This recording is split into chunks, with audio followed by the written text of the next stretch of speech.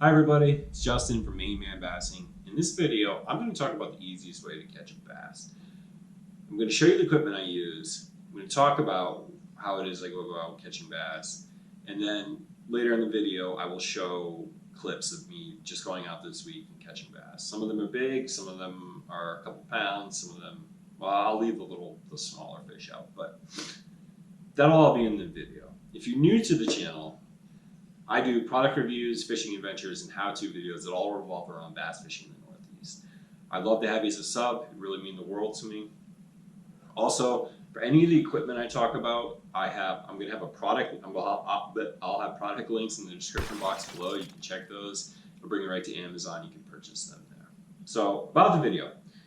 This video, I'm assuming that you're going to be on a boat. If you want a video of how to bank fish on foot, this is not the video for you. This is assuming you have a boat.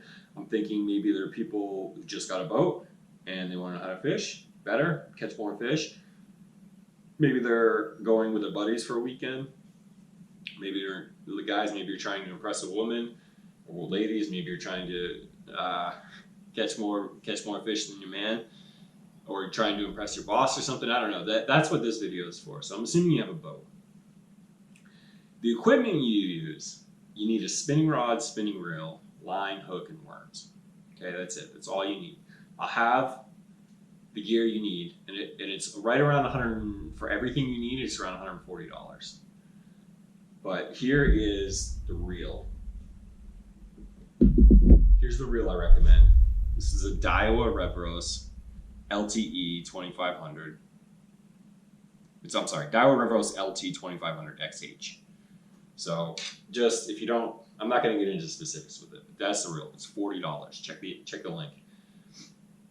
The rod, this isn't the rod I want. The rod, it's the same style and it's about the same size, but this is a $120 rod. This is Daiwa. You can get a Lew's IM6 for $50. So rod and reel, you're at $90. You need fishing line. You can get fluorocarbon, 8-pound fluorocarbon, or you can get 20-pound braid. I'll leave them both in the description box if you want them. And honestly, if you're a beginning fisherman, I would consider getting braid. Get the 20-pound braid. If you have some clue about fishing, then get the fluorocarbon. But the braid, if you get snagged, it's going to last a little longer. It won't snap off as easy. You need hooks. Gamakatsu. I think number 2. Drop shot hooks. They're very small, tiny hooks. Tiny little hooks to go along with your worm. And then you need your worms. The worms I recommend, Yamamoto Senko's 4-inch red shad laminate.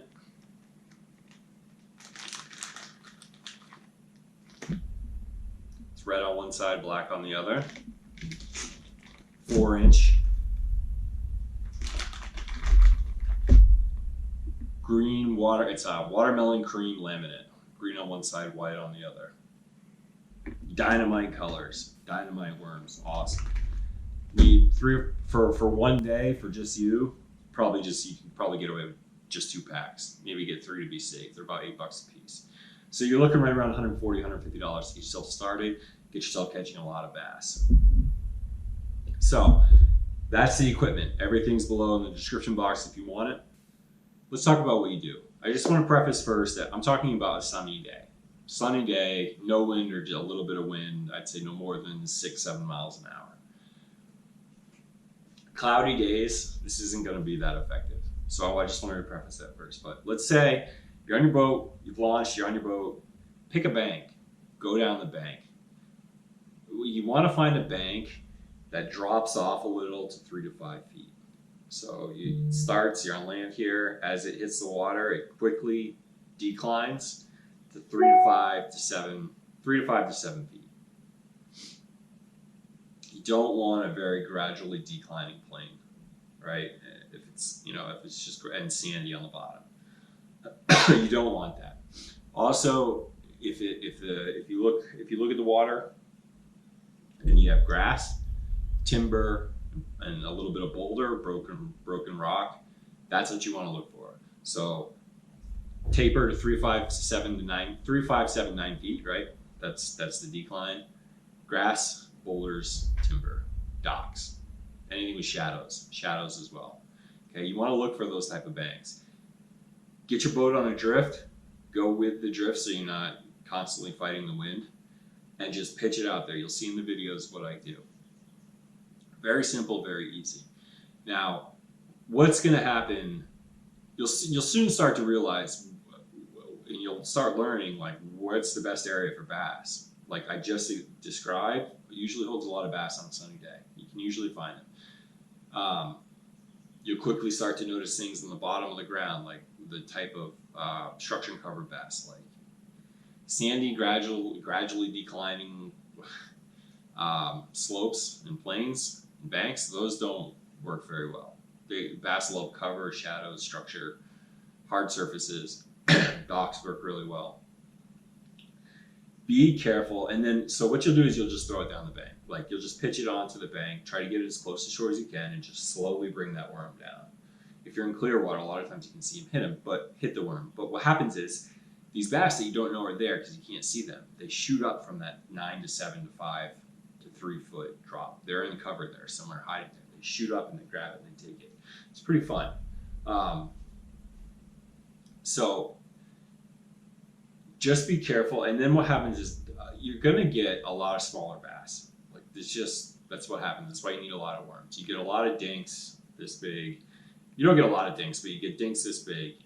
You get 1, 2, maybe 3 pound bass. You catch a lot of those, right?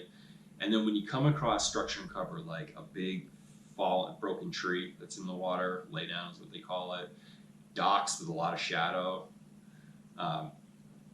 like structure that like branches and timber that go into shadows or down drop-offs, those you want to slow down a little bit, and those are going to hold the bigger bass. Now, especially docks too. Be very careful because it's light tackle. The fish will take the worm and they'll head right for the structure. They'll go right for that tree. They'll go under your boat and try to they'll tear your line off. If they go under the dock, they'll tear your line off. That's why if you have fluorocarbon, you need to be really careful. That's why I suggest for beginners to get braided line. You just need to be really careful, but I still think you'll be okay. The line I'm recommending is really, really good line. It doesn't tear, it doesn't break, it doesn't fray that easily. Also, when you get snagged or you catch a fish, you want to retie your line, all right? You do that, you'll be straight. You catch a lot of bass. That's it. I mean, really, I'll just show you in the video. I'll give you like, I don't know, I'll give you like 10 minutes of me catching some decent sized bass and some bigger bass. And like, I'm just going down that bank, right? I'm just pitching into shadow. I'm pitching near trees and branches. I'm pitching near boulders. I'm trying to throw it right up on land and let it come down the bank. I'm also close to the bank. I'm not that you'll see in the video how close I get to the bank. A lot of times I'm paralleling it with the bank. I'm not, so if my bank is directly in front of me, a lot of times I'm not just throwing it straight in front of me, I'm throwing it off the side at an angle and bringing it down, paralleling the bank. So that's it. I think that's the best thing you can do for beginners. Like there's a lot of other ways you can catch bass, but really if you follow that advice, I think you're gonna be good. I think you'll be good. And as you develop these skills and you learn where bass are, you can branch out and try other applications and techniques. But so I'm done talking. Check the links in the description box. Gives you everything you need for right around $150, maybe less. If you're new to the channel, I'd love to have you sub. You can check out my other videos. Hope that helps. Hope it gave you good perspective. I hope you catch a real big bass soon. Thanks. Bye. Yeah. We caught a number of times, huh, girl? Put you back.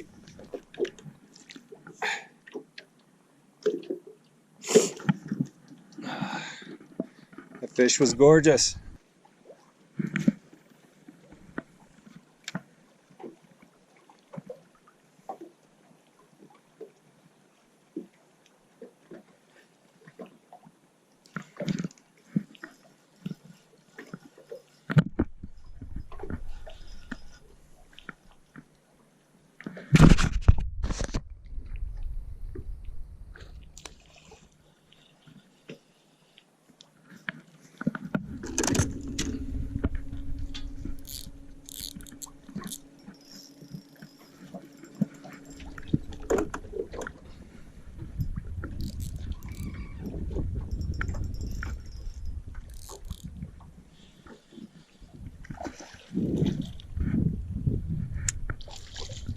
Ready to get this guy in the boat.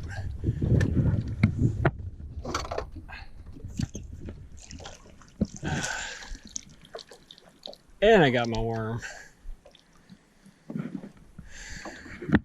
Little buddy. We'll take it. Cute little bass.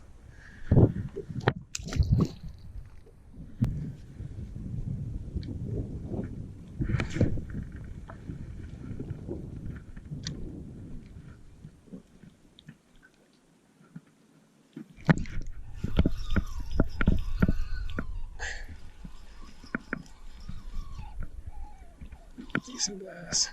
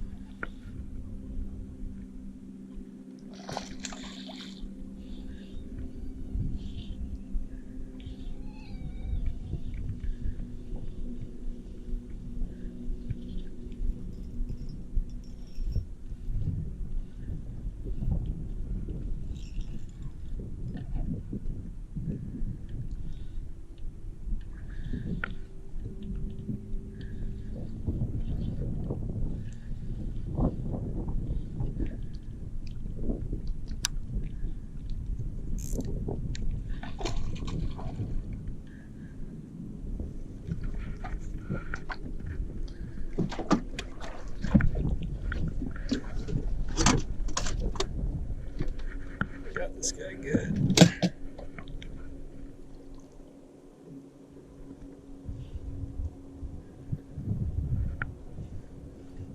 This guy's a fighter.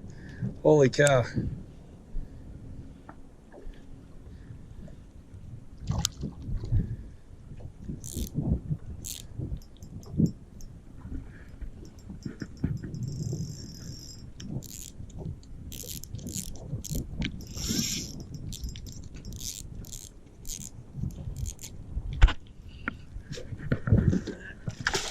Nice little fighter. I respect you, buddy.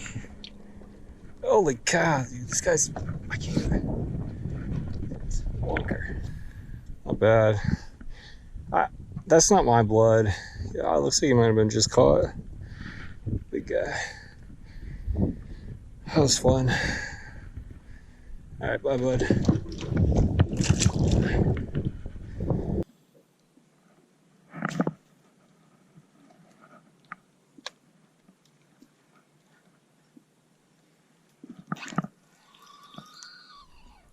Pickerel. Feels like a pickerel. Feels like a pickerel.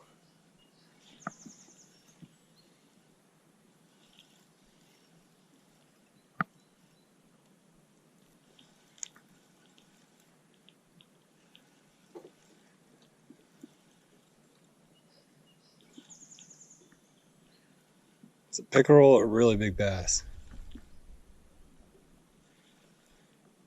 Here he comes. It's a big bass.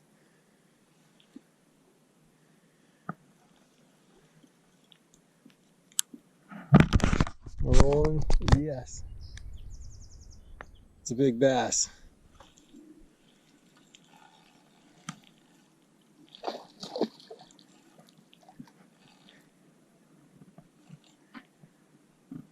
Get out under there. Get out.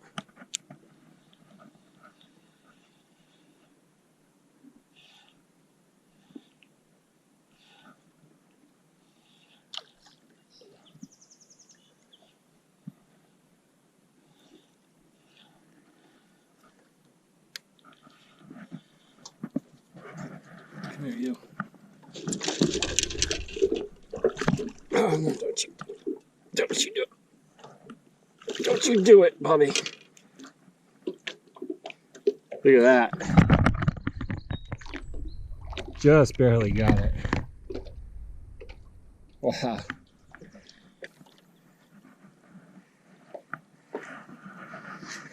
Now we're talking. Nice little bass. Just throwing my worm, my wacky up on these banks. They come up from 5 to 7 feet. I like this nice dark dark shadow, dark underground. Let's saw some boulders and a little bit of timber. But that'll do it. Happy to have you. You are gorgeous, babe. Mwah. Green eyes gonna miss ya.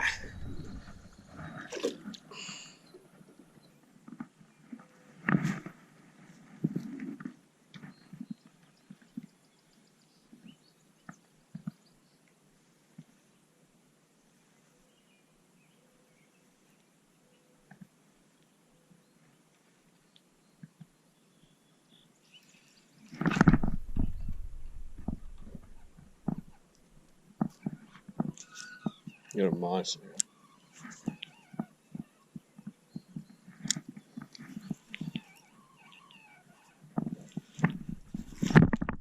Holy shit.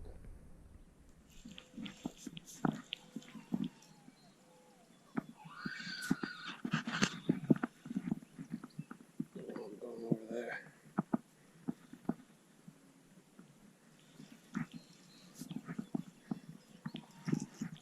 Bass. It's not a monster, but it's a big brute. Nice bottom.